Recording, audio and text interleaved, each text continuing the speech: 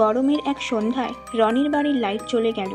তাই রনি বিছানা হাতে নিয়ে ছাদে গেল কাউকে কিছু না বলে। সে ছাদে গিয়ে দেখলো ছাদে পাশের বাড়ির এক মেয়ে মালা দাঁড়িয়ে আছে। রনি কিছুটা অবাক হয়ে জিজ্ঞাসা করলো, কি রে, কখন এলি তুই? মালা বলল, এই তো একটু আগে রে, যে গরম পড়েছে কাকিমা একটু ডাকলো তাই চলে এলাম। ও আচ্ছা, এই বলে তারা বসে গল্প করতে শুরু করলো। এদিকে নিচে রনির ভাই রনির ঘরে গিয়ে দেখলো দাদা নেই। তার একটা কার্টুন দেখার সময় হয়েছে, দাদার ফোনে সে কার্টুন দেখবে, তাই দাদার খোঁজ লাগিয়েছে।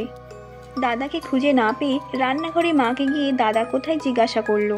মা একটু ভেবে বলল, খুব গরম পড়েছে তো, দেখ হয়তো ছাদে গিয়ে বসে আছে। আরও বলল, তো দাদাকে একটু বলিস তো পাশের বাড়ির মালাকে ফোন করতে। মায়ের সম্পূর্ণ কথা না শুনেই ছোট ভাই দৌড় দিল ছাদে। গিয়ে দাদাকে ডাকতে যাবে তখনই দেখলো দাদা সামনের দিকে তাকিয়ে কথা বলছে মনে হচ্ছে। সে দাদাকে ডেকে বলল, দাদা তুই কার সাথে কথা বলছিস? ফোন নাকি? একটু দে না তোর ফোনটা, কার্টুন দেখবো। রনি হেসে বলল, পাগল নাকি তুই?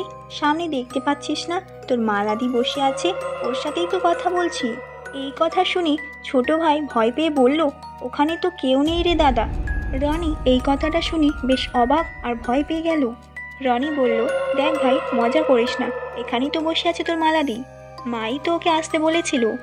হঠাৎই ছোট্ট ভাইয়ের মনে পড়ে গেল মা তো এখন মালাদিকে কল করতে বলল।